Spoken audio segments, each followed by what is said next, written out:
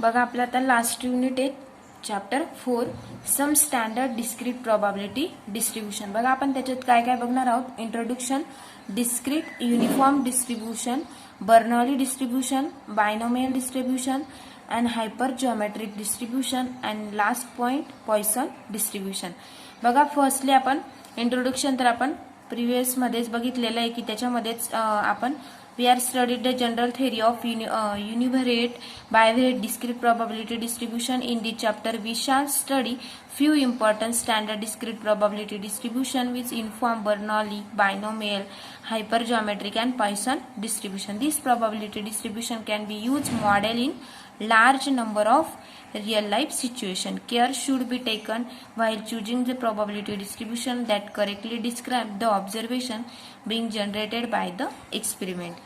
बघा आपण ते फर्स्ट बघूया. डिस्क्रीट युनिफॉर्म डिस्ट्रीब्युशन हा आपला फर्स्ट टॉपिक आहे. बघा the simplest of all discrete probability distribution is one in which the random variable assumes all its values with equal probability.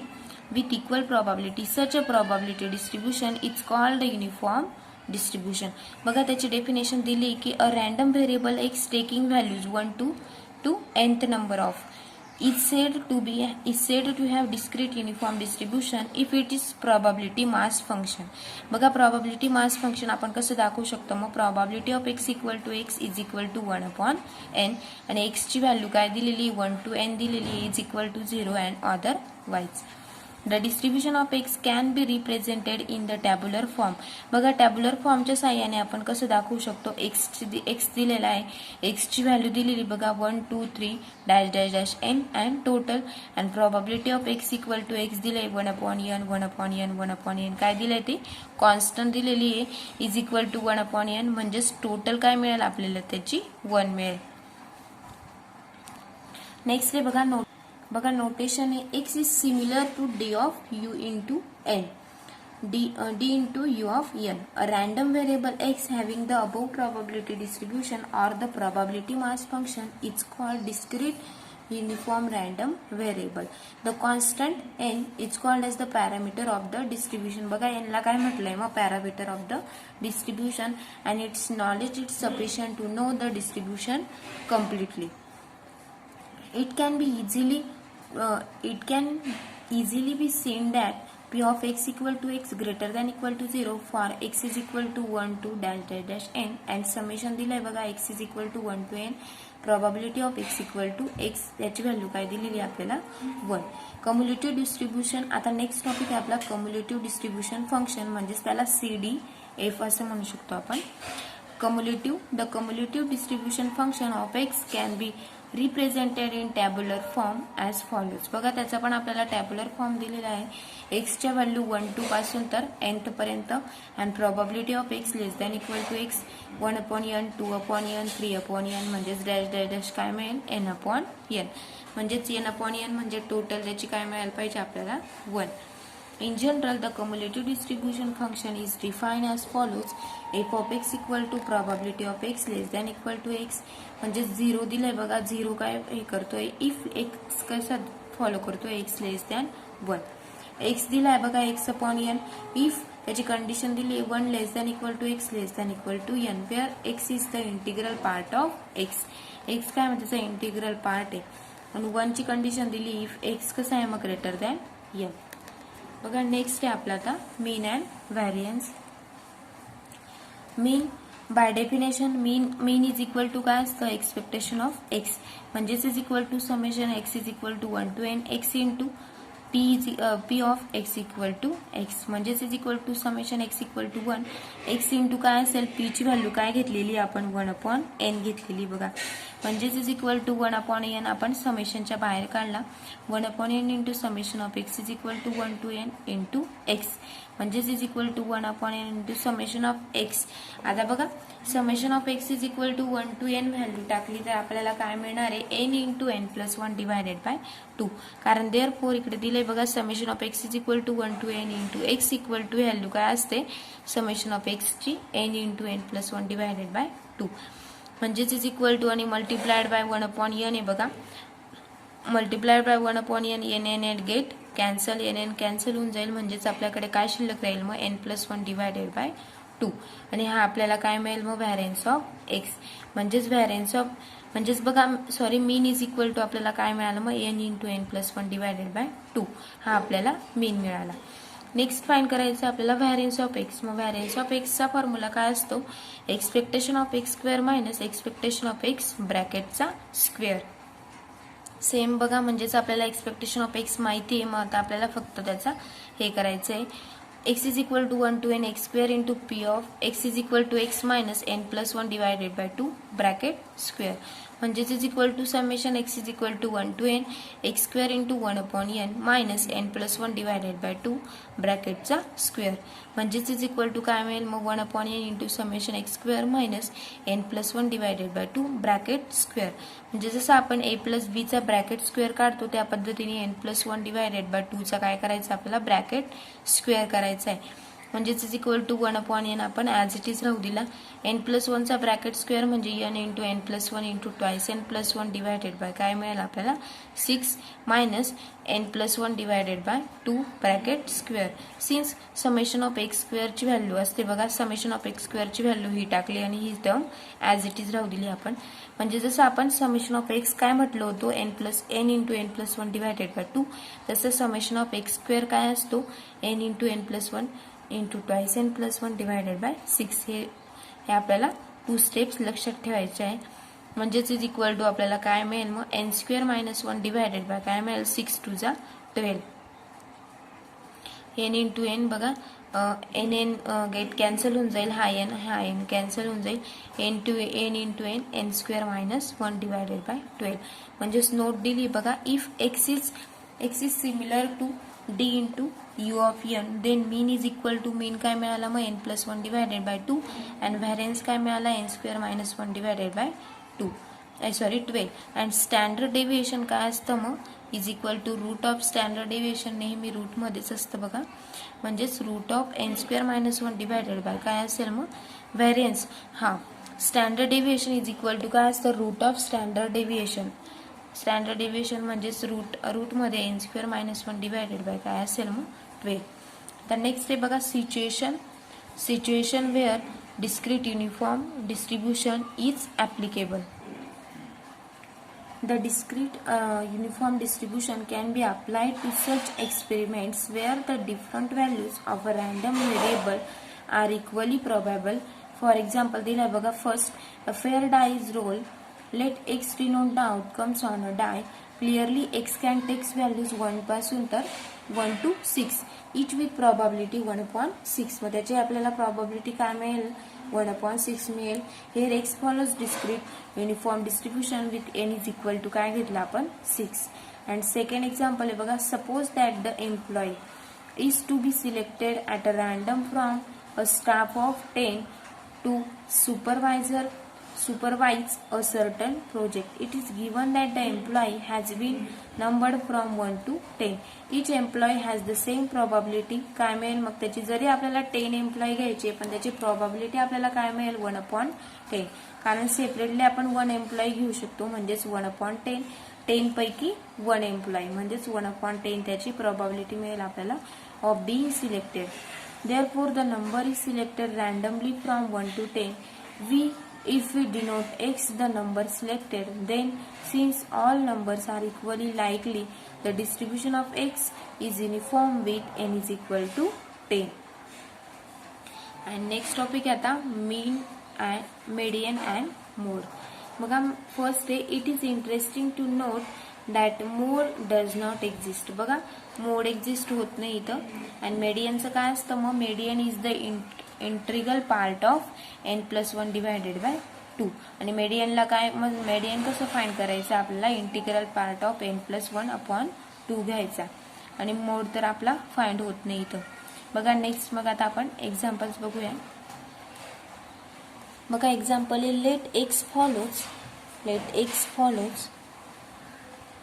A discrete uniform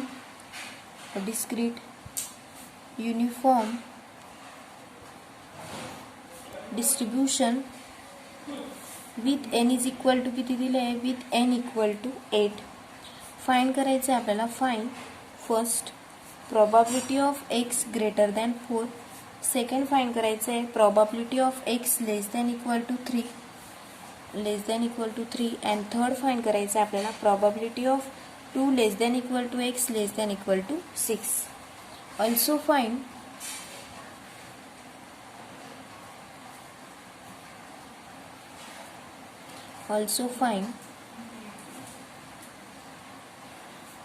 the mean,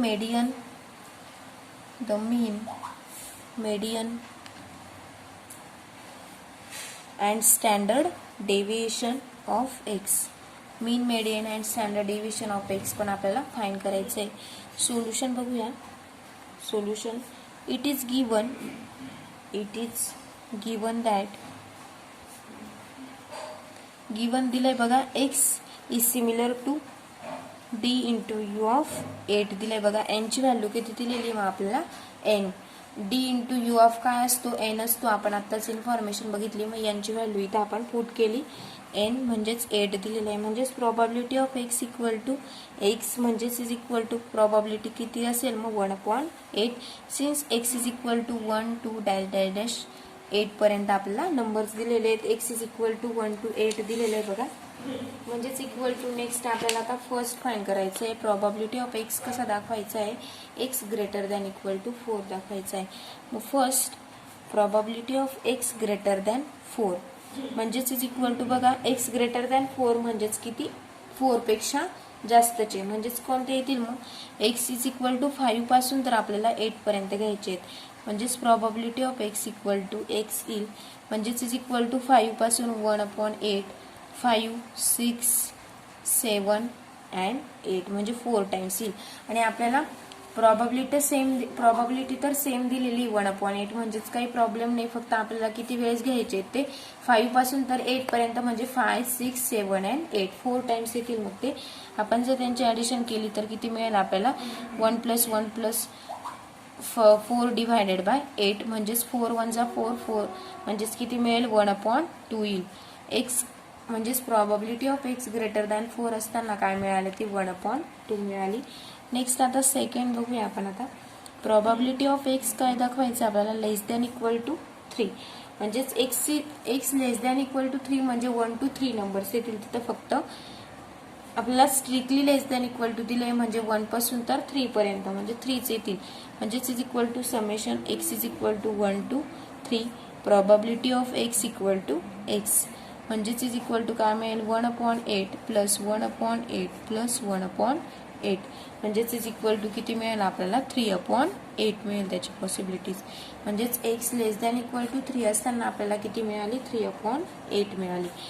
next third find करायचं आहे आपल्याला probability of 2 less than equal to x less than equal to 6 म्हणजेच is equal to summation of x equal to 2 पासून तर x equal to 6 पर्यंत x equal to 2 पासून तर 6 पर्यंत म्हणजेच probability of x is equal to x as it is म्हणजेच is equal to बघा 2 पासून तर 6 पर्यंत म्हणजे 2 3 4 5 अँड 6 म्हणजे 5 टाइम्स मिळेल ते 1/8 + 1/8 + 1/8 + 1/8 + 1/8 किती वेळेस घेतला आपण 5 टाइम्स म्हणजेच इज इक्वल टू किती मिळेल आपल्याला 5/8 मिळेल.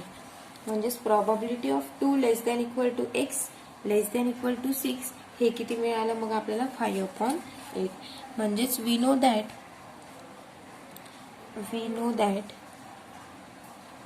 if x is similar to u of n then mean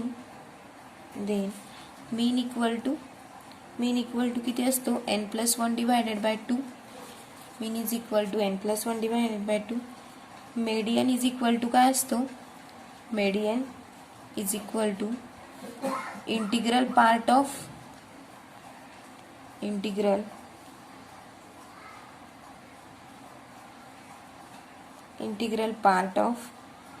n + 1 divided by 2 and standard deviation काय असतं आपलं standard deviation is equal to √(n² - 1 divided by 12 हे आपल्याला सर्व फॉर्म्युले माहिती आहेत बघा.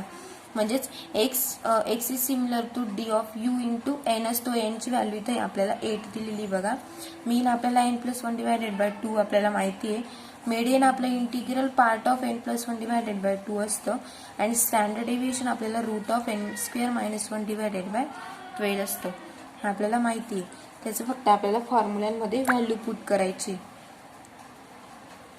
म्हणजेच इज इक्वल टू बघा here n is equal to किती मिळालं आहे, n इज इक्वल टू 8 मिळालं आहे आपल्याला.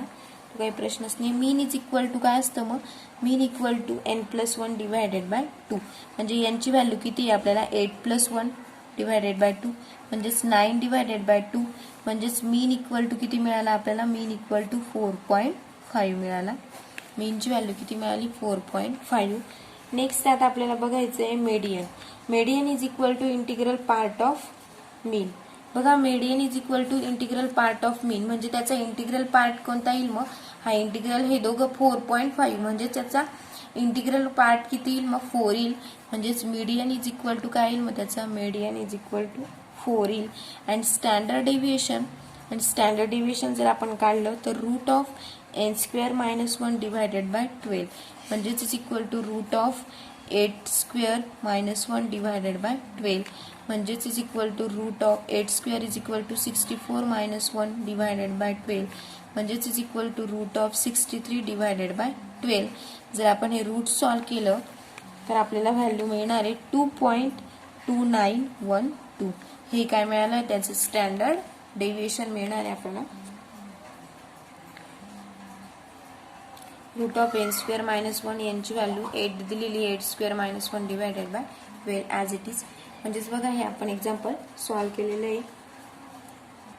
नेक्स्ट एक्झाम्पल आहे बघा, लेट द प्रोबॅबिलिटी मास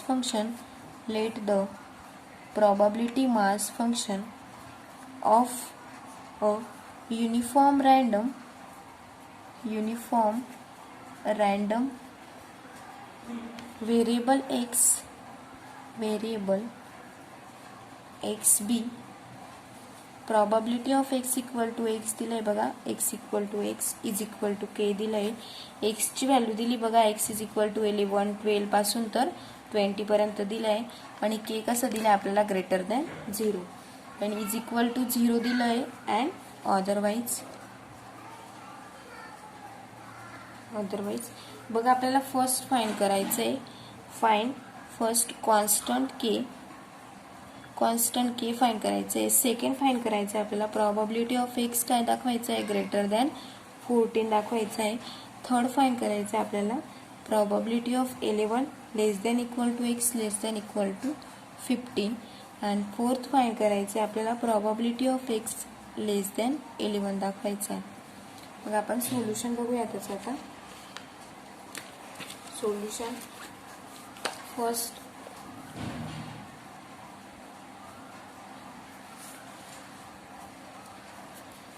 बघा, फर्स्ट we know that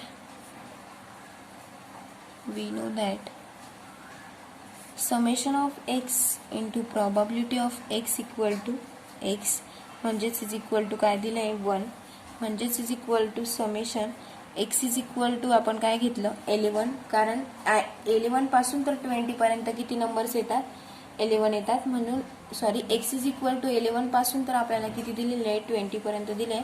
म्हणजे summation x is equal to 11 पासून तर 20 पर्यंत लिहून घेतलं आपण. म्हणजेच probability of x equal to x काय दिलं आपल्याला 1 दिलेलं आहे.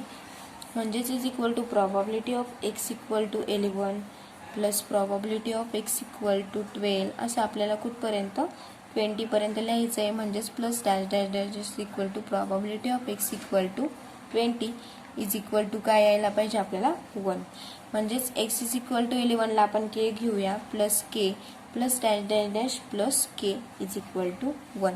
म्हणजेच आपल्याला काय मिळेल ह्या व्हॅल्यू 11 पासून तर 20 पर्यंत k किती वेळेस मिळतील आपल्याला 10 टाइम्स मिळतील. म्हणजेच 10k इज इक्वल टू 1. म्हणजेच therefore k is equal to constant k is equal to किती मिळेल आपल्याला 1/10 मिळेल. म्हणजेच k ची व्हॅल्यू किती मिळाली आपल्याला 1/10.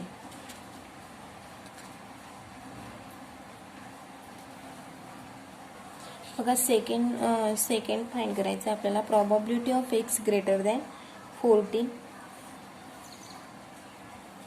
एक्स ग्रेटर दॅन 14 म्हणजेच is equal to probability of greater than x greater than 14 म्हणजे 14 काय मिळेल मग x is equal to 15 plus probability of x equal to 16 plus dash dash dash plus probability of x is equal to कितपर्यंत मिळेल 25 म्हणजेच is equal to K plus plus dash dash dash कुठपर्यंत plus 6 plus के म्हणजेच is equal to किती के मिळतील आपल्याला 6k मिळतील बघा.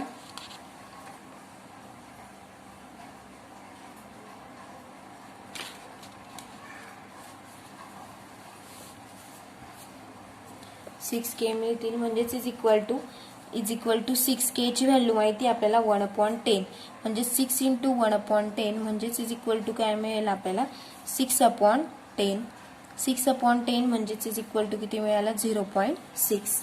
ही आपली काय मिळाली probability of x greater than 14 मिळाली. थर्ड फाइंड करायचं आहे बघा आपल्याला. Third probability of 11 less than equal to x less than equal to 15 म्हणजेच इज इक्वल टू काय मिळेल मग probability of x is equal to 11 plus probability of x equal to 12 plus probability of x is equal to 13 plus probability of x equal to 14 plus probability of x equal to 15 ह्या पद्धतीने.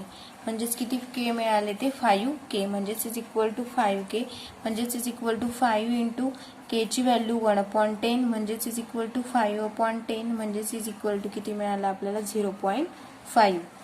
हे आपल्याला थर्डचं solution मिळालं. आणि आपल्याला fourth find करायचं होतं. Probability of x कसा दाखवायचं होतं आपल्याला लेस दॅन 11 म्हणजेच is equal to less than 11 म्हणजेच एक्स इज इक्वल टू 0 पासून तर 10 पर्यंत व्हॅल्यू येतील.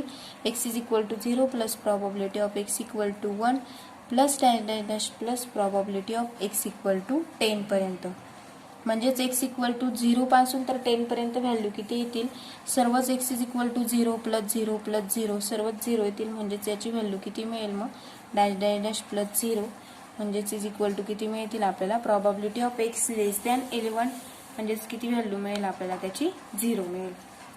बघा नेक्स्ट लेक्चरला आपण बर्नौली डिस्ट्रीब्युशन बघूया त्याची डेफिनेशन आणि त्याचे एक्झाम्पल्स.